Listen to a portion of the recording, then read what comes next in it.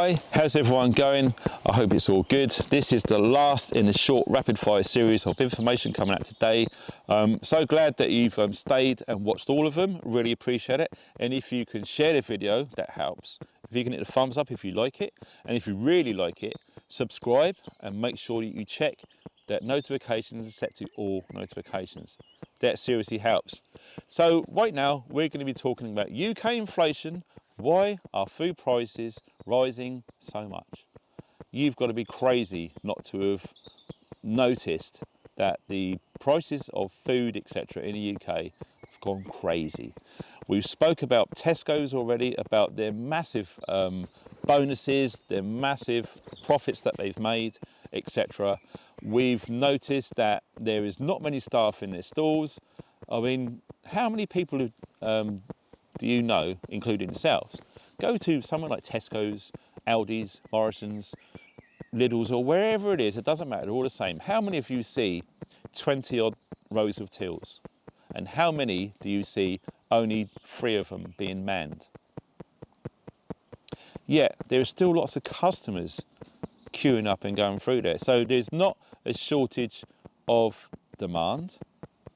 So they're spending less money on wages because they're employing less people. They're putting their food prices right up. So what happens? They get huge bonuses and profits, and it's exactly what's happened, and that's provable, okay? So we're going to read through this and we're going to pick it apart because this is in the public domain. It's all mainstream. There's nothing related to any nefarious emails potentially, okay? This is just information. So we're going to go through it and see what we see hidden within these articles, okay? So the average price of food and non-alcoholic drinks in the UK have seen the sharpest increase in more than 45 years. I would say it's probably longer than that. But yes, we all know what happened in the 70s when inflation went crazy. But like we always say, when they mention inflation, guess what? It doesn't cover food or fuel. And guess what 2 things have risen since 2020? Food and fuel. So if they was to add in food and fuel into their projected analysis regarding inflation, you will see a whole different story. And that different story is the truth, because I believe inflation is inflation. Why would they leave out food and fuel? It's important, it's needed, it should be included in that inflation figure, but it isn't. Let me know why you think that is in the comments below. But anyway, we're going to read on, okay? Soaring food and non-alcoholic drink prices are driving record high inflation in the UK and putting intense pressure on household budgets. Hey, ain't that the goddamn truth? More expensive bread, cereals and chocolate all caused the average price of food and non-alcoholic drink to increase 19.2% in the year of March. Now listen to this, straight away flag, 19.2%. Okay, let's go back to 2020 when lots of things changed. I'm sure we can agree on that, right? You used to go in there and just pick something off the top of your head. Heinz tomato sauce, the largest bottle that they do. In there was £2.49 for a great big bottle. Do you know how much they are now? Nearly £5. So when you do the maths, what's that? That's a 100% increase, not 19.2% like it's saying in here, okay? So, and that's just one example of many items. Let me know what you think in the comments, what you've seen since 2020 or 2019. The prices then and the prices you see now. Most of us, and this is cool to do, is keep your receipts, okay? Treat it like you're doing tax returns or something like that. Get all of your receipts over a month, put a paper clip on them, chuck them in a folder or in a bag or something, and every now and again in a couple of years, go back and see. And that will tell you real history. It won't tell you what these guys are telling you. 19.2% increase. Not a chance. You got to be crazy to believe that. And yeah, they're saying in a year to March. So that is in 12 months. Do you think it's 19%? This is the sharpest 12-month increase since August 1977. Like I said, in the 70s they had that massive inflation issue when I was a small kid.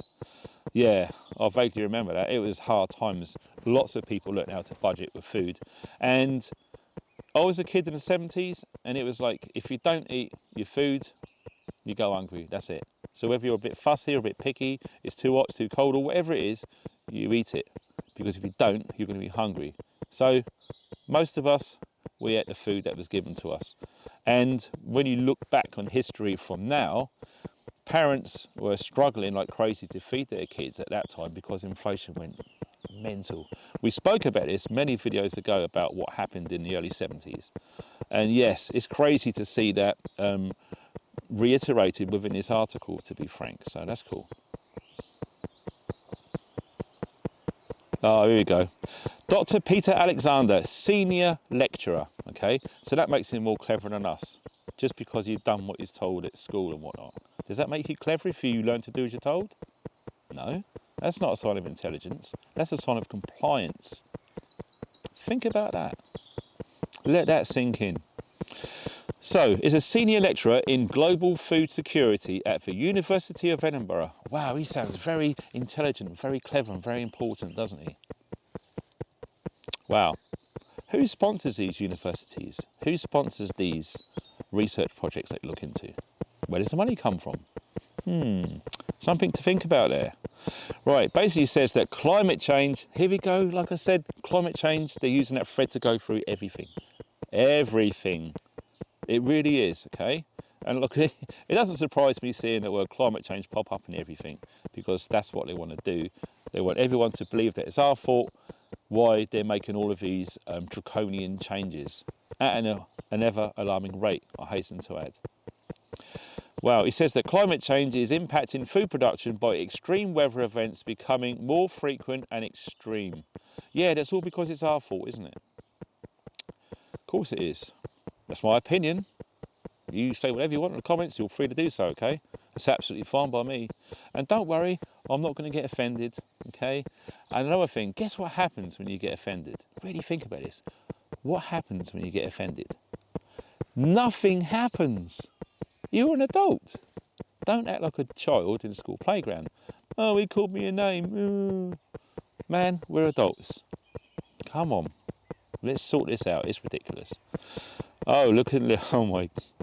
And another thing they snuck into as well. So we've got climate change and we got influenzas and diseases. Listen to this. An outbreak of bird flu late last year meant poultry were locked inside from November to April, resulting in 1 billion fewer eggs being produced than in 2019. Now, I have seen so many reports, independent reports from farmers, saying they've got no problem at all producing eggs. You know what the problem was? Was companies like Tesco's and others. I know it sounds like I'm against Tesco's, but I'm using that as an example. But I suspect other supermarkets are doing the same thing. They are increasing the prices of eggs. There's loads of eggs that are available, but they didn't want to pay the producer the money which they wanted because of the increase in feed to produce the eggs. That is the truth of what's been happening.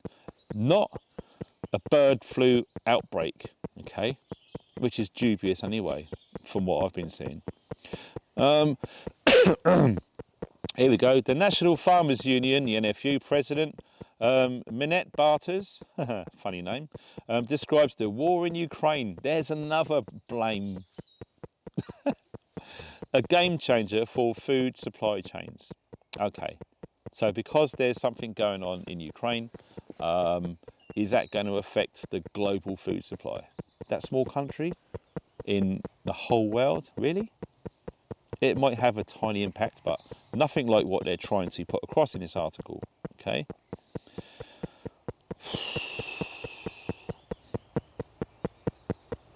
Yeah, crazy. On average, 34.3% of food and drink manufacturers reported global supply chain disruption between March 2022 and January 2023.